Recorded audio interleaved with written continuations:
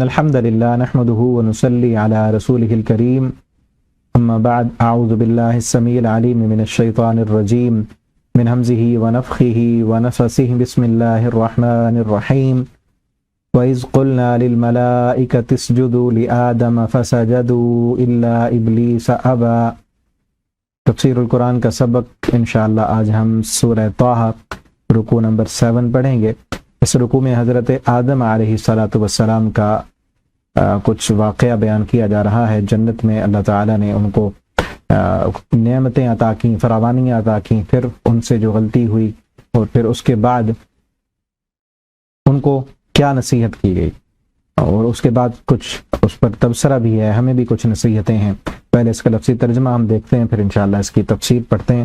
وَإِذْ قُلْنَا لِلْمَلَائِكَةِ اسْجُدُوا، اور جب ہم نے کہا فرشتوں سے اسجدوا لآدم، سجدہ کرو تم سب آدم کو، فسجدوا، تو ان سب نے سجدہ کیا، الا ابلیس، سوائے ابلیس کے، ابا، اس نے انکار کیا۔ فقلنا، ہم نے کہا، یا آدم، اے آدم، ان ھذا، بے شک یہ جس نے سجدہ نہیں کیا نا، یہ عدو اللہ کا دشمن ہے تیرا، ولزوجک، اور تیری بیوی کا، فلا یخرجنکما، تو ہرگز نہ وہ نکلوا دے تم دونوں کو، من الجنتی، جنت سے، فتشقا، پھر تم تکلیف میں پڑ جاؤ گے، ان لک اللہ تجوع، بے شک تیرے لیے یہ ہے کہ اللہ تجوع، کہ نہ تو بھوکھا ہوگا، فیہا، اس جنت میں، ولا تعرا، اور نہ تو ننگا ہوگا، کہ تجھے کھانا بھی ملے گا اور لباس بھی ملے گا، وان لک، اور بے شک تو، لا تظمأ، نہ تو پیاسا ہوگا، فیہا، اس جنت میں، ولا تضحى، اور نہ تجھے دھوپ لگے گی۔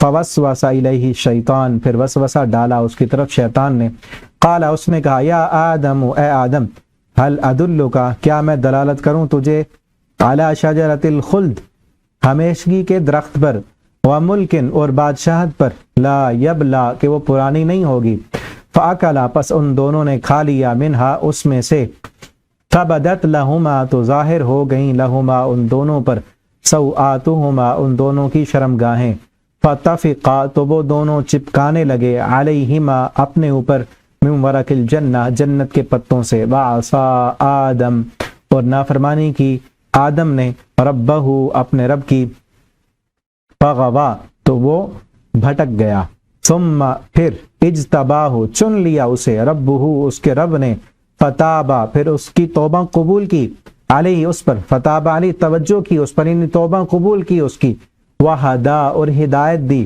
قال، فرمایا، توبہ قبول کرنے کے بعد اب پھر دوبارہ جنت میں نہیں، بلکہ کیا کہا کہ اب اس کے لیے محنت کرنی ہے، فرمایا، قال اہبطا، تم دونوں اتر جاؤ، منہا، اس سے، جمیعا، اکٹھے، بعضکم لبعض عدو، بعض تمہارا بعض کے لیے دشمن ہے، فإما یأتینکم، پھر اگر واقعی، یأتینکم، آئے تمہارے پاس، منی، میری طرف سے، ہدن، ہدایت، فمن اتبع ہدایا، تو جس نے پیروی کی میری ہدایت کی، فلا یضل، تو نہ وہ گمراہ ہوگا، ولا یشقا، اور نہ وہ مشقت میں پڑے گا، ومن اعرض، اور جس نے اعراض کیا، عن ذکری، میرے ذکر سے، فإن له معیشۃ ضنقا، تو بے شک اس کے لیے معیشت ضنقا، تنگ کر دی جائے گی، ونحشرہ، اور ہم اٹھائیں گے اسے، یوم القیامت، قیامت کے دن، اعما، اندھا کر کے، قالا، تو وہ کہے گا، ربی، اے میرے رب، لم حشرتنی اعما، کیوں تو نے مجھے اندھا کیا، وقد کنت بصیرا، حالانکہ میں دیکھنے والا تھا، قالا، اللہ تعالیٰ فرمائیں گے، کذالک اتتک، اسی طرح آئی تھیں تیرے پاس، آیاتنا، ہماری آیتیں، فنسیتہا، تو نے ان کو بھلا دیا، وَكَذَلِكَ الْيَوْمَ تُنْسَى، تو اسی طرح آج تو بھی بھلا دیا جائے گا، وَكَذَلِكَ، اور اسی طرح، نجزی، ہم بدلہ دیتے ہیں، من اسرف، اس کو جو حد سے بڑھ جائے، وَلَمْ يُؤْمِنْ، اور جو نہ ایمان لائے، بِآیاتِ ربی، اپنے رب کی آیتوں پر، وَلَعَذَابُ الْآخِرَةِ، اور یقیناً آخرت کا عذاب، اشد، زیادہ سخت ہے، وَأَبْقَى، اور زیادہ باقی رہنے والا ہے، أَفَلَمْ يَهْدِ لَهُمْ، کیا پھر نہیں رہنمائی کی، لہم، ان کی، افلم یہدی لہم، کیا نہیں رہنمائی کی ان کی، کم، کتنی، اہلکنا، ہم نے ہلاک کر دیں، قبلہم، ان سے پہلے، من القرون، قومیں، کئی بستیاں ان سے پہلے ہلاک کر دیں، یمشون فی مساکنہم، یہ چلتے پھرتے ہیں ان کے مکانات میں، ان فی ذالک، بے شک ان میں، نشانیاں ہیں، آیات نشانیاں ہیں لِأُولِي النُّہَا عقل والوں کے لیے۔ یہاں تک یہ رکوع کمپلیٹ ہوا، اب اس کی تفسیر دیکھتے ہیں۔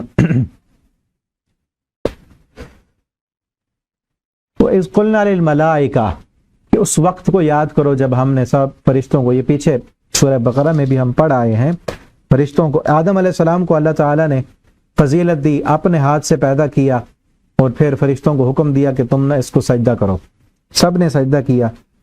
یہ تیسری مرتبہ یہ ذکر آ رہا ہے، یہ پہلے سورہ بقرہ میں تھا، پھر سورہ اعراف میں تھا، اور پھر کچھ ذکر سورہ کہف میں بھی تھا، اور اب یہاں پہ تیسری مرتبہ یہ ہے یہ سجدے کی بات۔ لیکن آگے دیکھیں اگلا انداز وہ پیچھے نہیں ہے، جو آگے باتیں کی جا رہی ہیں نا وہ پیچھے تینوں مقامات پر نہیں آئی ہیں جو یہاں آئی ہیں۔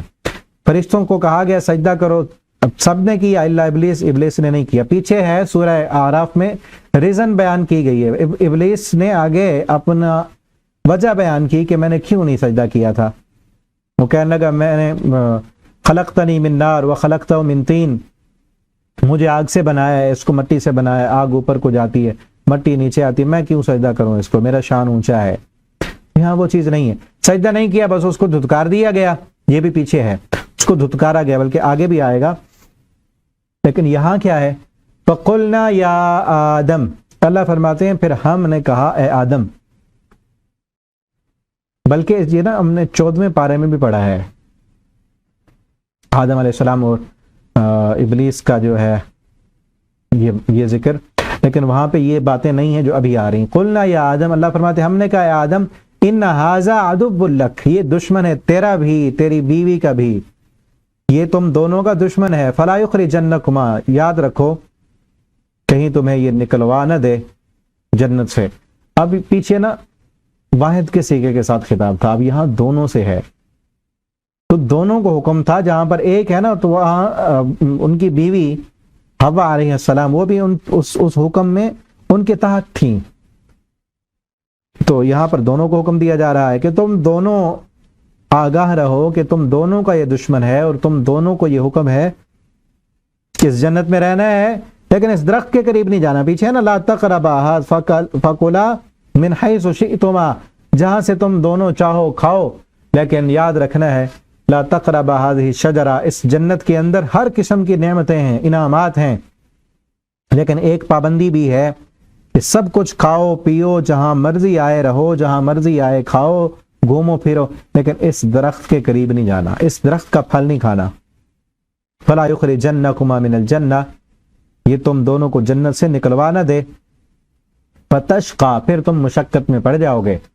ان لک اللہ تجوع، آپ کے لیے اتنی فراوانی ہے اللہ تجوع کہ آپ بھوکے نہیں رہیں گے اس میں، فیہا اس میں، ولا تعرا، اور برہنہ بھی نہیں ہوں گے، وانک لا تظمأ، پیاسے بھی نہیں ہوں گے، فیہا اس جنت میں، ولا تضحا، دھوپ بھی نہیں لگے گی، دھوپ بھی نہیں ہوگی، سردی بھی نہیں ہوگی۔ فوسوس الیہ الشیطان، اب شیطان جنت میں رہنے لگے، شیطان آ گیا، کیونکہ اس نے پیچھے یہاں پہ تو نہیں ہے نا ذکر، لیکن جب اللہ تعالیٰ نے اسے دھتکارا تھا، اس نے اللہ کا حکم نہیں مانا، تو اس نے کہا تھا اس آدم کی وجہ سے مجھے آپ نے راندہ درگاہ کر دیا ہے، یہاں سے دھتکار دیا ہے، تو میں اس کو ضرور ورگلاؤں گا، اس کو بہکاؤں گا، پھسلاؤں گا، اس کو جنت سے نکلواؤں گا، اور پھر اس کی نسل کو بھی بہکاؤں گا، پھسلاؤں گا۔ اور وہ شیطان اپنے اللہ کے ساتھ کیے ہوئے وعدے پورے کر رہا ہے، بہکا رہا ہے انسانوں کو، راہ حق سے ہٹا رہا ہے۔ اور پھر ہم پیچھے پڑھ آئے ہیں سورہ ابراہیم میں، وقال الشیطان لما قضی الامر ان اللہ وعدکم وعد الحق ووعدتکم فاخلفتکم وما كان لی علیکم من سلطان الا ان دعوتکم فاستجبتم لی۔ جس دن قیامت کے دن فیصلہ ہو چکا ہوگا، اس وقت شیطان کہے گا ایک وعدہ تم سے رحمان نے کیا تھا وہ سچا ہے، اور جو وعدہ میں نے تم سے کیا تھا، تمہیں میں نے بہکایا تھا، پھسلایا تھا، تم پھسل گئے، فاخلفتم موعدی، میں نے اپنے وعدے کی خلاف ورزی کی، وہ جھوٹے وعدے تھے، جھوٹی امیدیں تھیں، ٹھیک ہے نا۔ تو انسان کو شیطان بہکاتا ہے، پھسلاتا ہے۔ انما یرید الشیطان ان یوقع بینکم العداوۃ والبغضاء فی الخمر والمیسر ویصدکم عن ذکر اللہ وعن الصلاۃ فہل انتم منتہون۔ شیطان انسان کو بہکا کر، پھسلا کر اللہ کے راستے سے ہٹا کر دوسری طرف لے کے جانا چاہتا ہے۔ فوسوس الیہ الشیطان، شیطان نے وسوسہ ڈالا ان کی طرف، قال، اور کہنے لگا، یا آدم، اے آدم، هل ادلک، کیا میں دلالت کروں تجھے، علی شجرۃ الخلد، ہمیشگی کے درخت پر، ایسے درخت پر جو ہمیشہ رہے گا، وملکن، اور ایسی بادشاہت پر، لا یبلا، کہ وہ بادشاہت پرانی بھی نہیں ہوگی، ہمیشہ ہمیشہ کا عیش و آرام ہوگا، بہکانے پھسلانے کے لیے۔ کیا کہا کہ اللہ نے جس درخت سے روکا ہے نا، اس درخت کا پھل کھا لو، فائدہ کیا ہے تمہیں نہیں پتا کس لیے روکا گیا ہے، کہ یا تو تم جو ہے فرشتے بن جاؤ گے اور پھر تمہارا یہیں رہنا ہمیشہ ہمیشہ کے لیے ہو جائے گا، یہ بادشاہت، یہ حکومت تمہیں مل جائے گی، اس کے لیے نافرمانی والا کام کر لو۔ اب دیکھیں شیطان نے، یہ سورہ اعراف میں بھی ہے پیچھے، شیطان نے اللہ کی نافرمانی والا کام خوبصورت بنا کر دکھایا، اس نافرمانی والے کام کے فائدے بتلائے کہ دیکھو اس کے یہ فائدے ہیں۔ آج بھی شیطان کا یہی طریقہ واردات ہے کہ نافرمانی والے کاموں کے وہ فائدے بتاتا ہے، کہ کام تو نافرمانی کا ہے، سود ہے، رشوت ہے، حرام ہے، لیکن اس کے یہ فائدے ہیں، اس سے سیونگ ہو جائے گی، اس سے فائدہ ہو جائے گا، پرافٹ اتنا آ جائے گا۔ اللہ کی نافرمانی والے کاموں کے فائدے بتلاتا ہے انسان کو۔ ایسی بات، اب دیکھیں نا، ایسا بڑا زبردست پیکج اور سنہرے باغ ہمیں کوئی آ کر دکھائے کہ ہمیشہ کی بادشاہی، لا یبلا، جو پرانی بھی نہیں ہوگی، بسیدہ بھی نہیں ہوگی، ہم کیا کریں گے؟ آدم علیہ السلام اللہ کے بڑے برگزیدہ پیغمبر ہیں اور ابو البشر ہیں، تمام انسانوں کے باپ ہیں، لیکن پھر اللہ رب العالمین اتنی فراوانیاں دینے کے باوجود بھی پھسل گئے، غلطی ہو گئی ان سے۔ لیکن ہم بھی آدم علیہ السلام کے بیٹے بنے، جس طرح ان سے غلطی ہوئی، غلطی کے بعد انہوں نے فوراً معافی مانگی، ہم بھی ویسے بنے۔ اگر ہم سے غلطی ہو جائے تو پھر اس غلطی پر ہم اڑے نہیں، ڈٹ نہ جائیں، اس غلطی پر اڑ نہ جائیں، بلکہ فوراً اللہ رب العالمین کی طرف رجوع کریں اور غلطی کی معافی مانگیں۔ پاکل، آپس ان دونوں نے کھا لیا، منہا، اس درخت سے، جب کھایا تو پھر کیا ہوا؟ فبدت لہما سوآتہما، اب ان دونوں کی شرمگاہیں ظاہر ہو گئیں، جنت کے لباس اتار دیے گئے۔ اب جنت کے پتوں کو توڑنے لگے، درختوں کے پتے توڑ کر چپکانے لگے، من ورق الجنہ، جنت کے پتوں سے۔ آدم علیہ السلام اور حوا علیہ السلام کے کپڑے اتروائے تھے شیطان نے سب سے پہلے، اور یہ سورہ اعراف میں آگے وہاں یہ بھی ہے کہ یاد رکھنا، یا بنی آدم، اے آدم کے بیٹو، یاد رکھو شیطان تمہارا دشمن ہے، اس شیطان نے تمہاری ماں اور تمہارے باپ کو جنت سے برہنہ کر کے اتروا دیا تھا، اور تم جو ہے لباس کو پکڑو، زینت کو پکڑو، یہ دنیا میں تمہیں شیطان وہی چاہتا ہے، آج اسی طرح برہنہ کرنا چاہتا ہے۔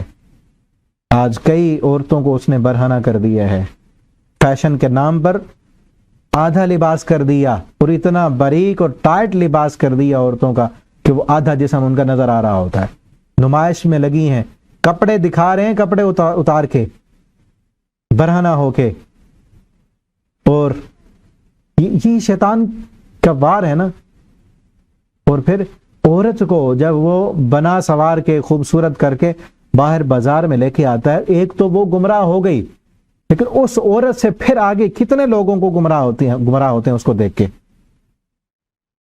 اس کو کہتے ہیں نا فحاشی، فحاشی کا معنی ہے کہ ایک گناہ ہے چھپ کر، وہ فحاشی نہیں ہے، گناہ اوپن ہو گیا ہے، تو اس اوپن ہونے کی وجہ سے بہت سے لوگ گناہ میں آتے ہیں۔ اسی طرح یہ سوشل میڈیا ہے، جب کوئی گناہ اس پہ ہوتا ہے، کوئی ویڈیو، کوئی برہنہ تصاویر، کوئی گانا، کوئی میوزک، کوئی جو ہے بےہودہ باتیں، وہ جب اس پہ آتی ہیں، جتنے بھی سنتے ہیں وہ سب گناہ میں شریک ہیں، وہ بھی تو کر رہے ہیں نا گناہ، اور جو بنا کے بھیجنے والے ہیں ان کو کتنا زیادہ گناہ ہوگا۔ فحاشی، اور یعنی ان تشیع الفاحشۃ فی الذین آمنوا لہم عذاب علیم، اللہ فرماتے ہیں وہ لوگ جو مومنوں میں فحاشی پھیلاتے ہیں ان لوگوں کے لیے دردناک عذاب ہے۔ تو اس لیے آدم اور حوا کے بیٹے بنے، ٹھیک ہے نا، ان لباس جب اتروا دیا شیطان نے، غلطی ہو گئی فوراً غلطی کی معافی بھی مانگی، اور اپنے اگر لباس نہیں تھا تو جنت کے پتوں کو توڑ کر اپنے شرم گاہوں کو چھپا لیا، حالانکہ کوئی اور دیکھنے والا نہیں تھا، ان کو اپنے عزت کی جگہیں، شرم کی جگہیں ان کو چھپانا چاہیے، اچھا لباس پہننا چاہیے، اور لباس بھی ایسا ہو جو خوبصورت بھی جسم کو ڈھانپنے کے لیے ہو، خوبصورت بھی ہو، اور ایسا، اور خصوصاً عورت کے لیے ایسا لباس نہ ہو کہ جو دوسرے کے لیے انٹریکشن کا باعث بنے۔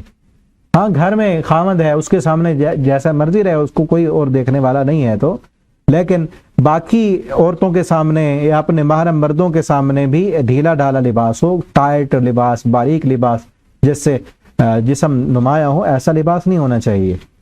اور پھر اگر باہر جانا ہے تو پھر مکمل حجاب پہن کے، پردہ کر کے، وہ لمبی جلابیب، یہ آگے چل کے ہم پردے کے مسائل پڑھیں گے، وہ پہن کے نکلیں۔ وَطَفِقَا يَخْصِفَانِ عَلَيْهِمَا مِنْ وَرَقِ الْجَنَّةِ وَعَصَىٰ آدم، اللہ فرماتے ہیں نافرمانی کی آدم علیہ السلام نے ربہ، اپنے رب کی، فغوا، تو وہ بھٹک گیا۔ غوا اصل کہتے ہیں حکم کو نہ ماننا، اللہ نے حکم دیا تھا کہ اس درخت کے قریب نہیں جانا، وہ پہنچ گئے۔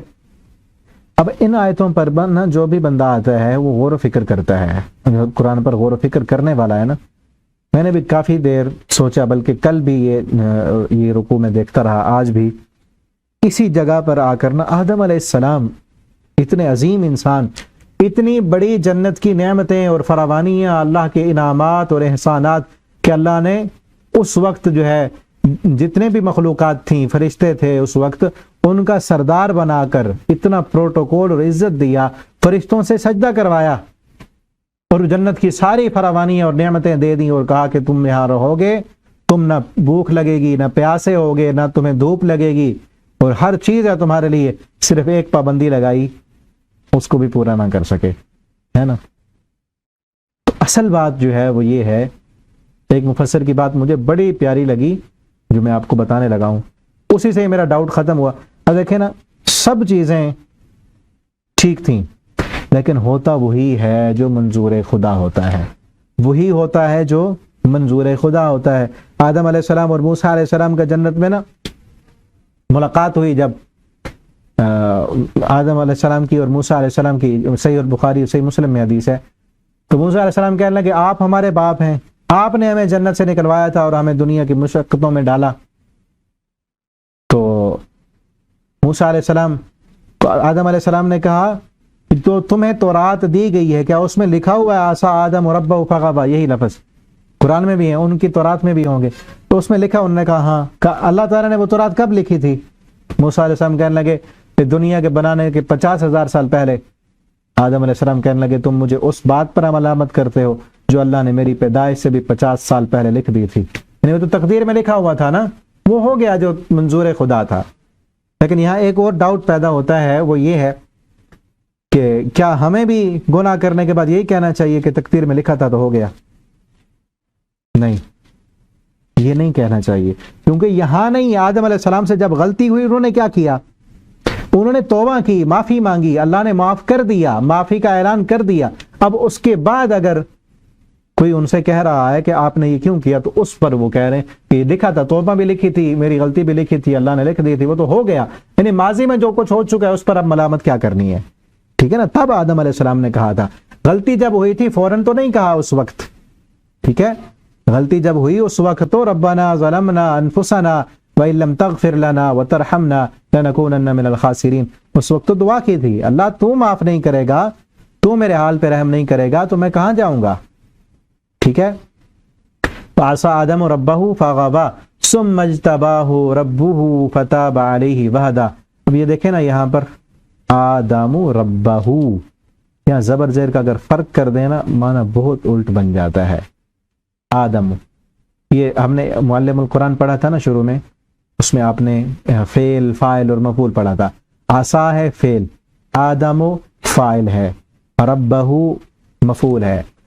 فاعل جو ہوتا ہے نا اس پر ضمہ آتا ہے، فاعل مرفوع ہوتا ہے اور مفعول جو ہے وہ منصوب ہوتا ہے۔ یہاں پر پیش ہے، یہاں زبر ہے، آدم ربہ، ٹھیک ہے۔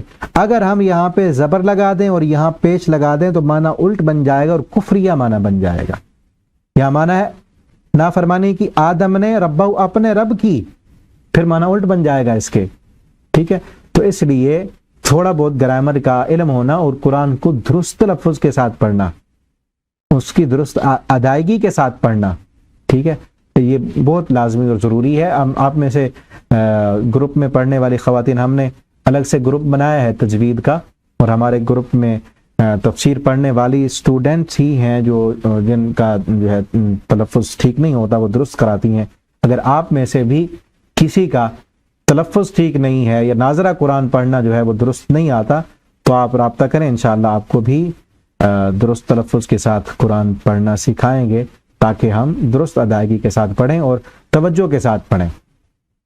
فغوا، اور وہ بھٹک گئے، غوا نافرمانی یعنی بات حکم کو نہ ماننا، ثم اجتباہ پھر چن لیا، اللہ نے فوراً کہا، اللہ نے چن لیا، یعنی جب انہوں نے کہا ربنا ظلمنا انفسنا وَإِن لَمْ تَغْفِرْ لَنَا وَتَرْحَمْنَا، تو اللہ رب العالمین نے فوراً اعلان کر دیا معافی کا، فَتَابَ عَلَيْهِ وَهَدَا، اور توبہ قبول کی ان کی اور ہدایت بھی دی۔ قَالَ اهْبِطَا، لیکن اب کیا کہا کہ اب جنت مفت میں ملی تھی، اب مفت میں نہیں، اب اس جنت کے لیے کچھ کرنا ہے، دنیا میں جانا ہے، تم دونوں اتر جاؤ اس جنت سے اکٹھے، بعضکم لبعض عدو، اب بعض تمہارا بعض کے لیے دشمن ہے۔ کیا مطلب کہ آگے اولاد ایک دوسرے کی دشمن ہے، ایک تو یہ معنی ہے کہ اب دونوں جا رہے ہو نا، خامد اور بیوی ایک دوسرے میں، انسان کا دشمن ہے۔ دوسرا معنی یہ ہے کہ تم جا رہے ہو، شیطان بھی جا رہا ہے، جس نے اس جنت سے نکلوایا ہے نا وہ بھی وہاں ہے، وہ دشمن ہے تمہارا، سب سے بڑا دشمن تو وہ ہے نا، ان الشیطان لکم عدو فاتخذوہ عدوا، بے شک شیطان تمہارا دشمن ہے، اس کو دشمن سمجھو، ذہن میں رکھو کہ یہ تمہارا دشمن ہے اور تمہیں ورغلائے گا، پھسلائے گا، تم نے اس سے بچ کے رہنا ہے۔ بعضکم لبعض عدو، اور پھر آگے فرمایا فَإِمَّا يَأْتِيَنَّكُم مِّنِّي هُدًى، اور پھر واقعی آئے گی تمہارے پاس میری طرف سے ہدایت، یعنی ہدایت آئے گی، احکامات آئیں گے، میں بھیجوں گا،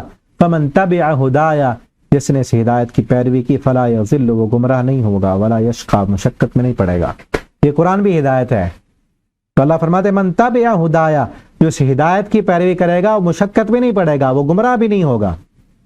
آج نا کئی لوگ سمجھتے ہیں کہ اگر ہم نے اسلام قبول کیا، اسلام کے سارے احکامات ہم نے فالو کرنا شروع کر دی، ہم دین میں آ گئے تو مشقت میں پڑ جائیں گے، ایسی بات نہیں ہے۔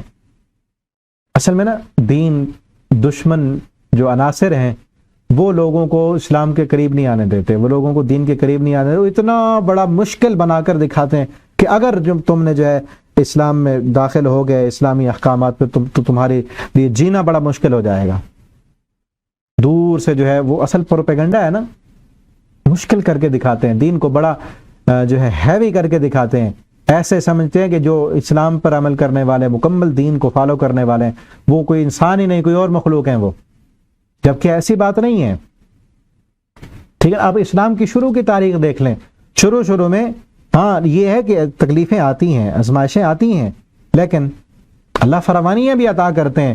جو بندہ اسلام کو صحیح طریقے سے مانا، اب دیکھیں فتوحات جب ہوئیں، جنگیں ہوئیں، شروع میں مشکلات آئیں، لیکن جب فتوحات ہوئیں تو صحابہ کرام کے پاس کتنا زیادہ مال و دولت آیا اور کتنی فراوانی ان کو ملی، اور دنیا کے دروازے ان پر کھل گئے، اور جو ہے سپر پاور طاقتوں نے بھی ان کے سامنے گھٹنے ٹیک دیے۔ حضرت ابو ہریرہ رضی اللہ تعالیٰ عنہ کے بارے میں آتا ہے کہ وہ جب پڑھتے تھے شروع میں تو ان کے پاس کھانے کو کچھ نہیں ہوتا تھا، بس اوقات بھوک کی وجہ سے ان کو غشی آ جاتی تھی، لیکن جب فتوحات ہوئیں، جنگیں ہوتی تھیں، فتوحات، تو ان کا بھی حصہ جو ہے جب ان کو ملتا تھا تو پھر اتنی جو ہے زیادہ مالدار ہو گئے کہ پہلے جس عورت کا کاروبار کرتے تھے، ایک عورت کے سامان لے کر تجارت کرتے تھے، نہیں، جس عورت کے پاس وہ کام کرتے تھے اس سے بھی زیادہ مالدار ہو گئے، اس سے بھی زیادہ مال آ گیا، پھر اسی عورت سے انہوں نے نکاح بھی کر لیا، ٹھیک ہے نا؟ تو اس طرح کی کئی مثالیں ملتی ہیں۔ حضرت عبد الرحمن ابن عوف رضی اللہ تعالیٰ عنہ پوری مارکیٹوں کے مالک بن گئے۔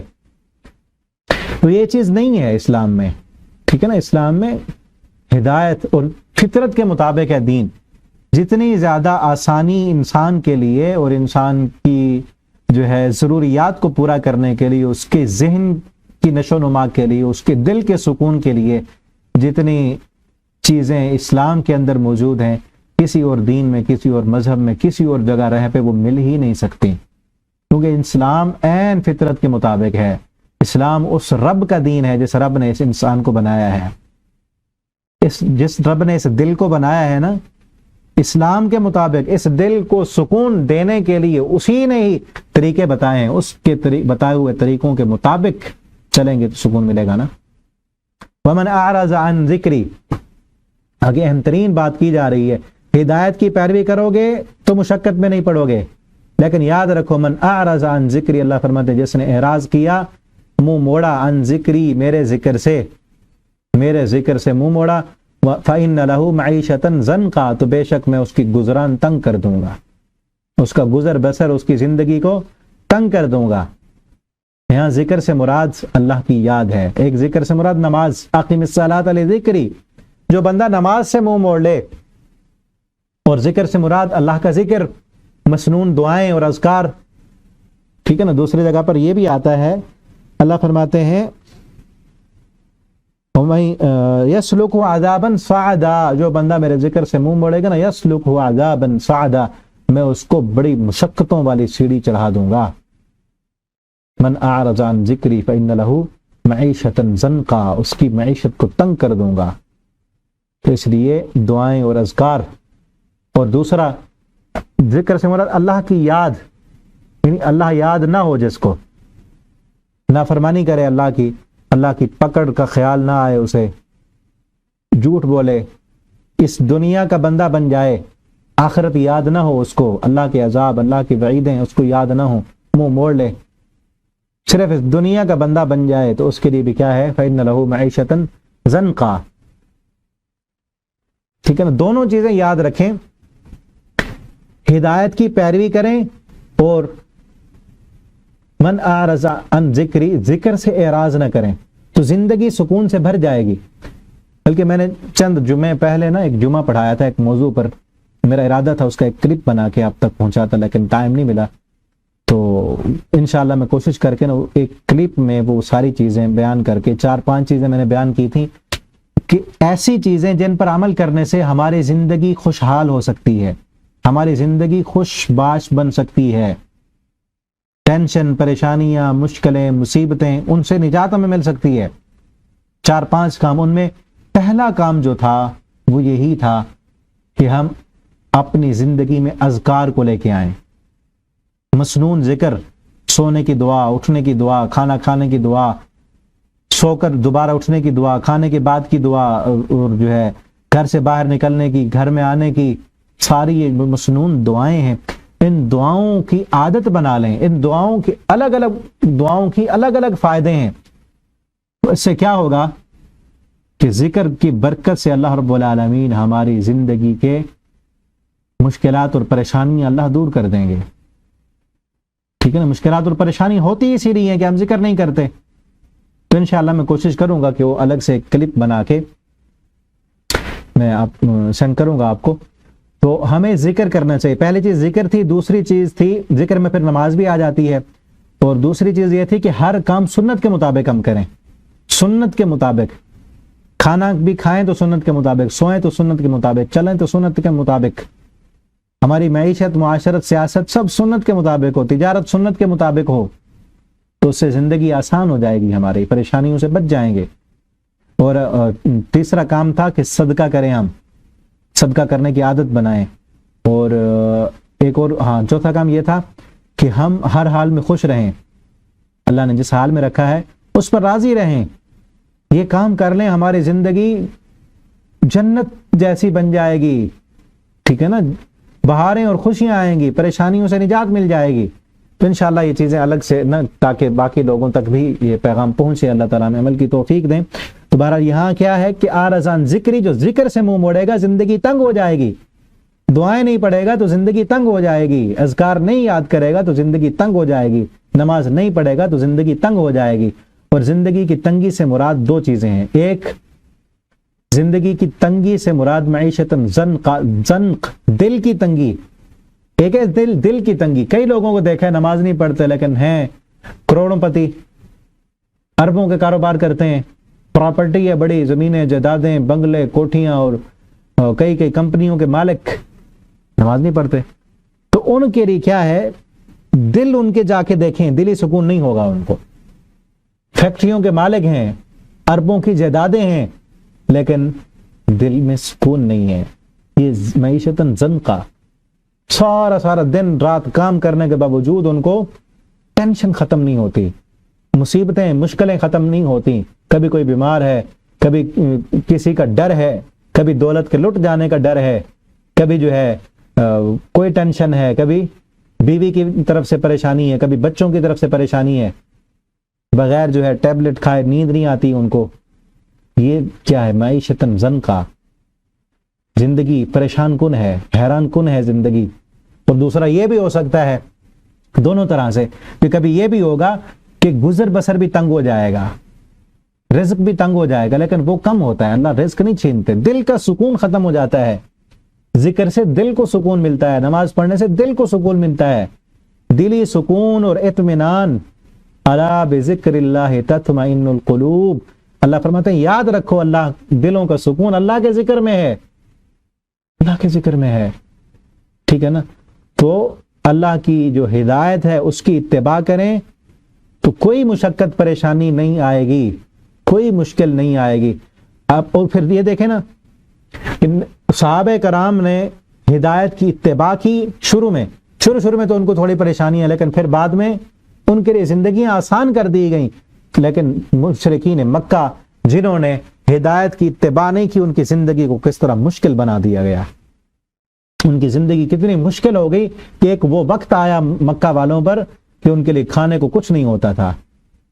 بھوک کی وجہ سے اوپر جب آسمان کی طرف دیکھتے تھے ان کو دھواں نظر آتا تھا، خشک جو ہے چمڑے وہ ان کو جلا جلا کے کھاتے تھے. اور پھر آئے مدینہ میں نبی کریم صلی اللہ علیہ وسلم سے کہنے لگے سمامہ نے ہماری گندم بند کر دی ہے، آپ ہمارے ساتھ معاہدہ کریں. کتنی مشقت میں پڑ گئے وہ.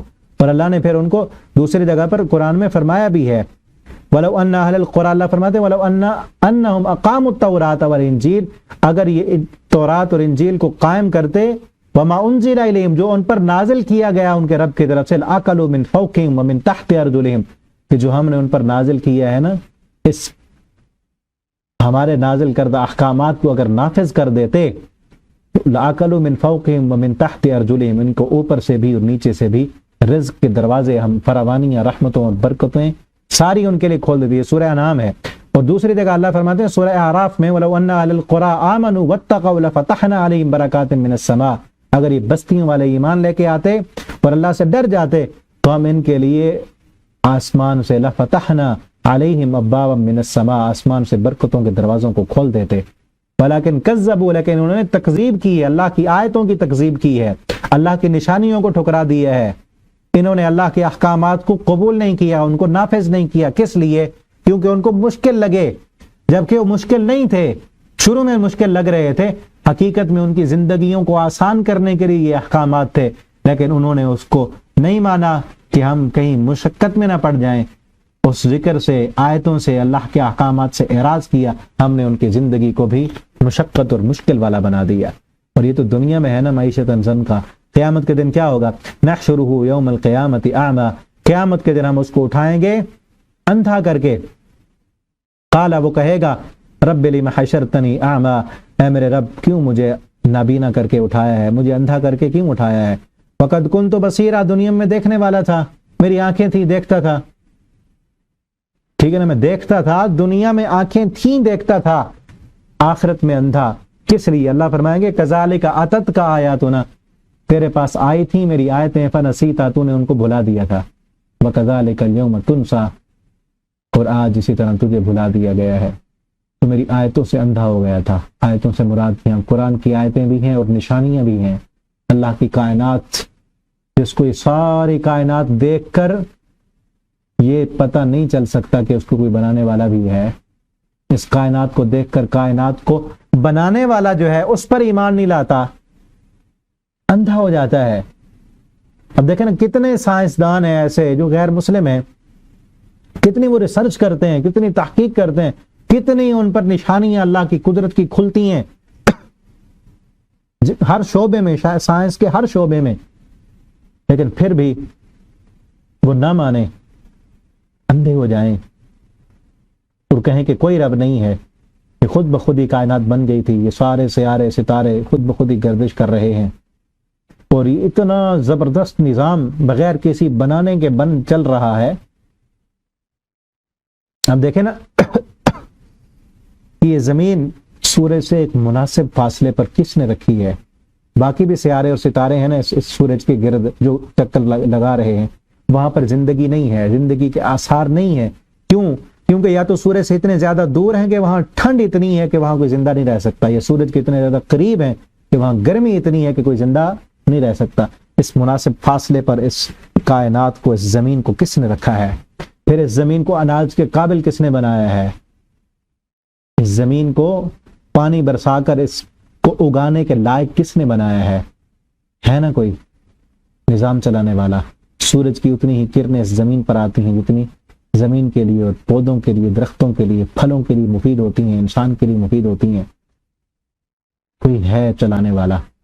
جو بھول جائے اللہ کی آیتوں اور پھر قرآن کی آیتیں اس کے سامنے پڑھی جائیں، بھول جائے، تو اسے کہا جائے گا تو نے بھلا دیا تھا نا رب کو، وَكَذَلِكَ الْيَوْمَ تُنْسَىٰ، تجھے بھی بھلا دیا گیا۔ دوسری جگہ آتا ہے کہ تو نے اپنے رب کو بھلا دیا، اپنے رب کو تو نے بھلا دیا تھا، اللہ یاد نہیں تھا تجھے، نماز یاد نہیں تھی، قرآن یاد نہیں تھا، تو آج تجھے بھلا دیا گیا۔ آیتیں بھلا دی تھی تو نے، اور پھر اس میں دیکھیں نا آیتوں کو پڑھنا بھلا دیا تھا، یا پڑھ کے قرآن بھلا دیا۔ قرآن پڑھنے کا ٹائم نہیں ہے۔ دیکھیں نا ہم اپنے آپ سوچیں دن میں کتنی مرتبہ قرآن پڑھتے ہیں، کہ کتنے دن بعد پڑھتے ہیں، آخری مرتبہ کب پڑھا تھا؟ یہ آیتیں ہیں نا، ان آیتوں کو بھلا دینے والا۔ فنسیتا، تو نے ان کو بھلا دیا تھا۔ آیتوں کو بھلانا نہیں چاہیے۔ اللہ ہمیں مکمل قرآن یاد کرنے کی توفیق دیں، صحیح معنوں میں یاد رکھنے کی اللہ ہمیں توفیق عطا فرمائے۔ فنسیتا، تو نے بھلا دیا تھا، آج تجھے بھلا دیا گیا۔ وَكَذَلِكَ نَجْزِي، اللہ فرماتے اسی طرح ہم بدلہ دیتے ہیں، سزا دیتے ہیں جو حد سے بڑھ جاتا ہے۔ وَلَمْ يُؤْمِن بِآيَاتِ رَبِّي، نہیں ایمان لاتا اپنے رب کی آیتوں پر۔ وَلَعَذَابُ الْآخِرَةِ، اور آخرت کا عذاب تو اشد وابقى، بہت زیادہ سخت ہے اور باقی رہنے والا ہے۔ کس طرح عذاب دیتے ہیں پہلی قوموں کو، دنیا میں کس طرح دیے عذاب، اور آخرت کا عذاب تو باقی رہنے والا اور بہت زیادہ سخت ہے۔ أَفَلَمْ يَهْدِ لَهُمْ، کیا یہ پھر ان عذابوں سے رہنمائی نہیں پاتے؟ یہ عذاب کی بات جو ہے نا وہ آگے آ رہا ہے کہ کون سے عذاب دنیا میں، کہ کم اہلکنا من قبل من القرون، کتنی ہم نے ہلاک کر دی بستیاں ان سے پہلے۔ یہ اہل مکہ دیکھتے نہیں ان سے پہلے کتنی بڑی بڑی بستیاں، بڑے بڑے لوگ آئے، بڑے بڑے بزنس مین اور بڑے بڑے اس دنیا کو آباد کرنے والے۔ وما يعمر من معمر ولا ينقص من عمر، ہم نے جو جتنا انہوں نے زمین کو آباد کیا تھا اتنا انہوں نے آباد نہیں کیا، جتنا انہوں نے پہاڑوں کو تراش تراش کے گھر بنائے تھے، جتنا ان کو ہم نے عمریں دی تھیں اتنی ان کو عمر نہیں ملی، جتنے ان کو قد کاٹ قوت طاقت حسن و جمال دیا تھا اتنے ہم نے ان کو نہیں دیا، ٹھیک ہے نا۔ ان کو ہم نے جو ہے انہوں نے زمین پر فساد کیا، اپنے رب کی نافرمانیاں کی، کتنی ہم نے ہلاک کر دی بستیاں۔ یہ تو دنیا میں اس طرح عذاب ہوتا ہے نا، آخرت کا عذاب تو اس سے زیادہ ہے، بڑا ہے اور باقی رہنے والا ہے۔ یمشون فی مساکنہم، یہ لوگ، یہ مکہ والے ان کے رہائش گاہوں پر چلتے ہیں، جاتے ہیں، دیکھتے ہیں، اور آج بھی کئی لوگ جاتے ہیں نا میوزیم میں، دیکھتے ہیں پہلے، اور فرعون کی جہاں پہ لاش رکھی ہوئی ہے وہاں بھی جاتے ہیں، دیکھتے ہیں۔ اللہ فرماتے ہیں ان فی ذلک لآیات لأولی النہی، وہ چلنے پھرنے کے لیے تو جاتے ہیں، جا کر دیکھتے ہیں ان کے مکانات کو، اس میں بھی نشانی ہے عقل والوں کے لیے، عقل والوں کے لیے بڑی بڑی بہت ساری نشانیاں ہیں۔ کس میں؟ پہلی قوموں کے ہلاکت، ان کے کھنڈرات، ان کے مکانات، کہ ان کو دیکھ کر سمجھ لیں اور اللہ کے بن جائیں، اللہ کی طرف پلٹ آئیں۔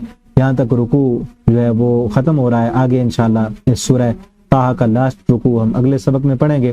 اللہ تعالیٰ سے دعا ہے اللہ ہمیں قرآن کو سمجھ کر پڑھنے، اس کے مطابق عمل کرنے کی توفیق دیں، اللہ ہمیں اپنا ذکر کرنے والا بنا دیں، اور اللہ قیامت کے دن ہمیں اپنے ذکر کرنے والے لوگوں کے ساتھ کھڑا کریں۔ اللہ جب تک زندہ رکھیں ہمیں دین پر، ایمان پر، اسلام پر، اور اللہ جب موت دیں تو ایمان والے۔ بارک اللہ لی ولکم فی القرآن العظیم ونفعنی وإیاکم فی الآیات والذکر الحکیم۔ آخر دعوانا الحمد للہ رب العالمین۔